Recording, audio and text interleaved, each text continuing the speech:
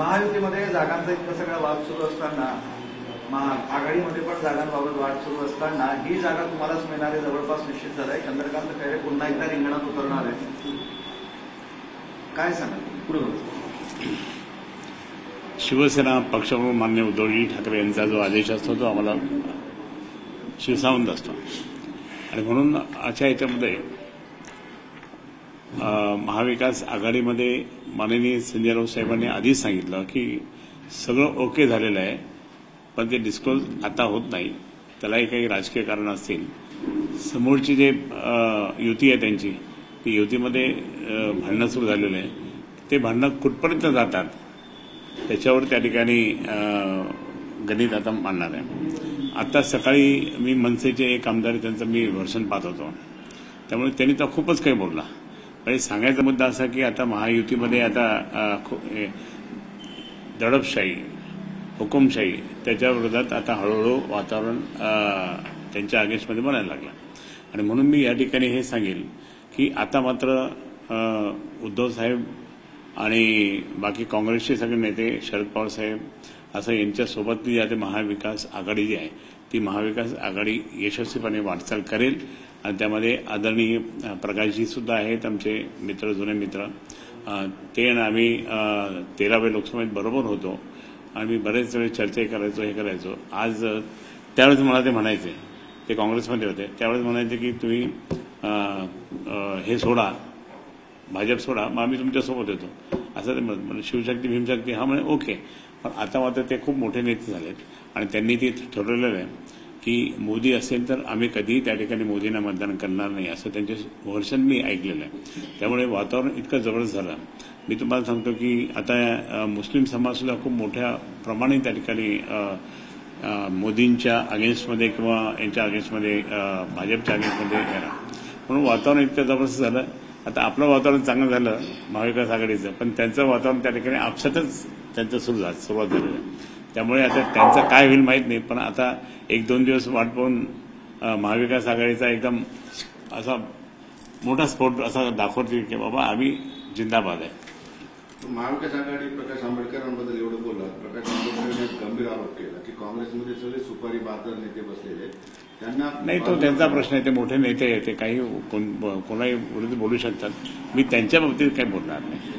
तुम्हाला जागा लढण्याबाबत सांगितलं आहे, नाव अंतिम झालं आहे, कधी घोषणा होणार आहे या सगळ्या जागांबाबत? आता कधी घोषणा होणार म्हणजे कधी त्या ठिकाणी पक्ष संकेत देतो, कामाला लावतो, वेळोवेळी ती जागा कशी येईल त्या दृष्टिकोनातून मोठा प्रयत्न करतो आणि त्या दृष्टिकोनातून ते झालेलं आहे. फक्त अधिकृत यादी म्हणजे आमची यादी एकदा येऊन पण TV9मध्ये दत्ताच्या, पण ती जी यादी आली ती यादी परफेक्टली करेक्ट आहे. पण त्यावेळेस मग काही आमच्या मित्रपक्षाने सांगितलं बाबा तुम्ही एकदम आपण करू ना, कशाला एकदम असं काही त्याच्यामध्ये मग परत किंतु परंतु निघतो म्हणून. मग आता ते सगळ्यांनी मिळून एकत्रच त्या ठिकाणी एकच यादी निघेल. शिवसेना, राष्ट्रवादी काँग्रेस, शरद पवार साहेब, काँग्रेस आणि वंचित अशी ती राहील. त्यामध्ये अजून काही घटक पक्ष येत असतील तर त्यावेळेस सुद्धा ते एकत्र करतील असं. प्रसारमाध्यमांमध्ये आलेली यादी ही फायनल यादी असं तुम्ही दावा करताय? नाही, आता तुम्ही दावा करतात म्हणजे ती आता मी माझं सांगेन की ओके. बरं, तुम्ही ज्यावेळेस भाजपसोबत होते त्यावेळेस तुमच्या पक्षाला 20-22-24 जागा मिळायच्या. आता जी दुसरी शिवसेना आहे 10-12 जागा मिळत आहे. कसं होतं तुम्ही 10-12 6.5 जागा मिळतात त्यांना.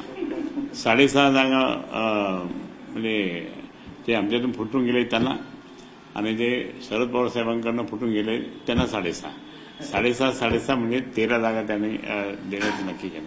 आता मला या ठिकाणी सांगा की यांनी किती घोड चूक केली असं माझं मत. त्यांना वाटत असेल की आम्ही खूप फायदेशीर आहे, पण मी आमच्यामधून फुटून गेले त्या लोकांबद्दल बोललो की किती मोठी घोडचूक केली. आता ते खाजगीतून आणि बाकी त्यांचे समर्थक हळूच कानात येऊन मला सांगतात की आम्ही एकदा आमचं नुकसान झालं खूप मोठं.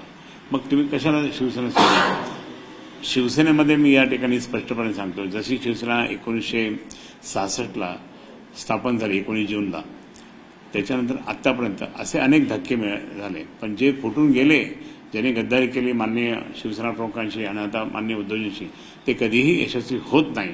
हे तुम्हाला या ठिकाणचे उदाहरणं मी वाटल्यास देईन. सगळीकडे आणि त्यांना कोणीही नंतर कोणी एखादी साधी व्यक्तीसुद्धा विचारत नाही. आणि म्हणून मोठी व्यक्ती सोडून द्या, पण साधी व्यक्ती पण नाही विचारत.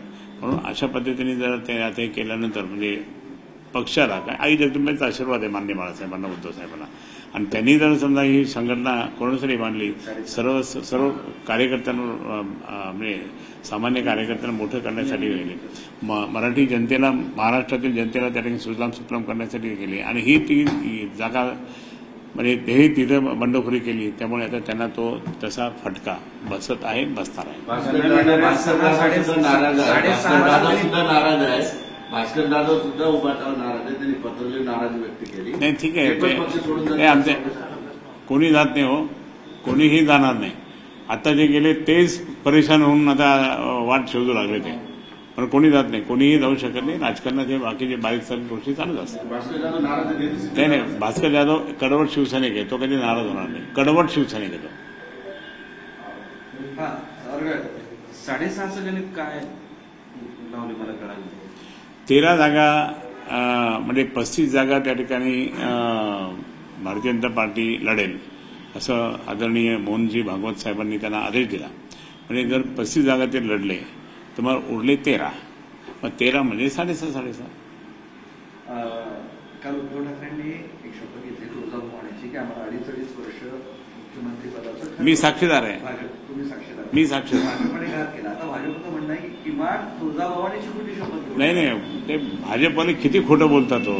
मी होतो तिथे.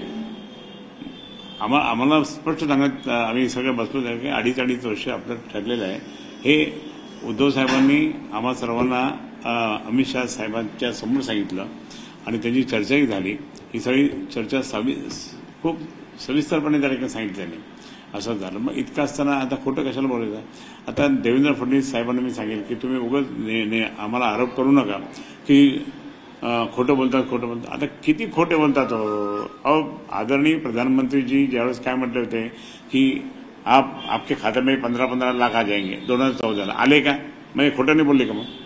मग याच्याकरता त्या ठिकाणी तुम्ही उगाच म्हणजे काहीतरी बोलू नका, नाही तर तुमचे सगळे प्रकरण निघतील. तुम्ही तुळजाभवानीची खोटी शपथ घेताय, तुम्हाला परिणाम भोगावे लागतील असं म्हणतात. आई जगदंबा ही आम्ही प्रत्येक आमच्या भाषणामध्ये महाराष्ट्राची कुलस्वामिनी आई तुळजाभवानी स्मरण करून आम्ही त्या ठिकाणी सुरुवात करतो. हिंदवी स्वराज्य संस्थापक राजे शिवछत्रपती शिवाजी महाराज त्यांनाच आमचं दैवत येते. या दोन्ही दैवतांना त्या ठिकाणी नमस्कार करून आम्ही बोलत असतो. त्यामुळे आणि म्हणून उद्धव साहेब सुद्धा काल जाऊन आले, दर्शन करून आले. मागच्या निवडणुकांमध्ये तुमच्यासमोर एकच कोणतरी विरोधी पक्षाचा उमेदवार असायचा. यावेळेस एक नाही, आणखी 2 असणार आहे. मी काय म्हणतो, तुम्ही आता मात्र यावेळेस जनतेने ठरवलेलं आहे, संभाजीनगरच्या जनतेने, आणि ते ठरवलेलं आहे. म्हणून त्या दृष्टिकोनातून कोणी किती जरी आलं तरी जनतेने मनात आपल्या ठाम निश्चय केला की उद्धव बाळासाहेब ठाकरे यांची शिवसेनेलाच मतदान करायचं.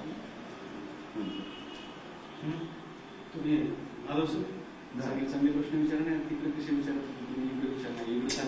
विचारले ना सिद्धार्थ. सध्या तुम्ही आता बोलताना असं म्हणाले की हे वातावरण मोदी विरोधात आहे, पण त्यांचा दावा असा आहे की आम्ही महाराष्ट्रामध्ये 45 पेक्षा जास्त पुढे जाऊ शकतो आणि देशात 400 पेक्षा पुढे जाऊ शकतो. मोदी की गॅरंटी. आणि ती मोदी की गॅरंटी. याच्यावर तुमचं सविस्तर म्हणणं काय केलं. ये हमारे महाविकास आघाडी की गॅरंटी म्हणजेच माननीय उद्धवजी ठाकरे साहेबांची गॅरंटी. ती कशी 35 जागा शिवसेना, त्याचप्रमाणे उद्धव बाळासाहेब ठाकरे, त्याचप्रमाणे काँग्रेस, राष्ट्रवादी काँग्रेस, शरद पवार या महाविकास आघाडी, वंचित या सगळ्या महाविकास आघाडी जी बनलेली त्याच्या 35 जागा या महाविकास आघाडीच्या 100% येणार. जे मोहनजींनी सांगितलं ते उलटं होणार आहे. आणि म्हणून त्यांनाही वाटतं हे खूप हुकुमशाही चालली, हे चालली, बघ कशाला आपण काही बोलायचं. म्हणून त्या ठिकाणी सगळे पूर्ण जनता नाराज आहे. ते फक्त आता पहा तुम्ही इथे किती पब्लिक होती. आदरणीय म्हणजे गृहमंत्री जे आले त्यावेळेस किती पब्लिक होती. 4-5 जिल्ह्याची पब्लिक होती. दिवसाला एकही सभा न घेणारे उद्धवजी दिवसाला 3 सभा घेतात. हे जर आधी केलं असतं तर कदाचित आज ही वनवन फिरण्याची कधी वेळ आली नाही नसती नाही असा आरोप. नाही नाही नाही कधीही त्या ठिकाणी उद्धवजी तुम्हाला सांगतो की ज्यावेळेस एकदा निवडणुका नव्हत्या काही नव्हत्या तर 51 संवाद सभा मराठवाड्यात त्यांनी केल्या होत्या त्या सगळ्या सभेला मी हजर होतो मराठवाड्यात. मग काय त्यावेळेस इलेक्शन होत्या का आणि वनवन फिरणं कशाला वनवन फिरतील. आणि आमची संघटना आमची शाखा गावागावात आहे गल्ली गल्लीत आहे त्यामुळे इतकी मजबूत आमचं नेटवर्क असल्यानंतर मग काय. आणि त्यांनी असं काही बोलतात हे वनवन आणि तुम्ही काय करता मग हे फिरत नाही का सगळीकडे गल्ली गल्ली चाललंय वार्डावार्डात चाललंय तिथे लोकांना सांगायला लागले. अशा परिस्थितीत लोक त्यांना हाकलून देऊ लागले. संभाजीनगरमध्ये अजून उमेदवार ठरत नाही भाजपचा चंद्रकांत खैरेला घाबरले का.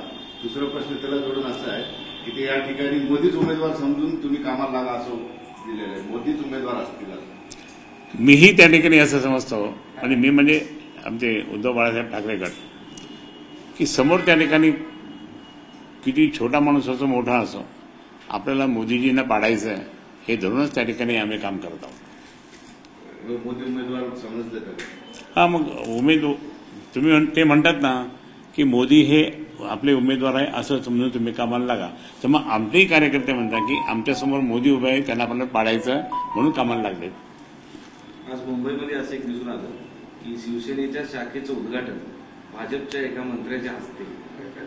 ती शिवसेना कोणती तिकडची ती शिवसेना कोणती तिकडची म्हणजे आज म्हणजे पूर्णपणे मर्जिंगच चालली त्यांची तिकडे आता मर्ज होण्यासाठीच त्यांचा कार्यक्रम चालला असेल.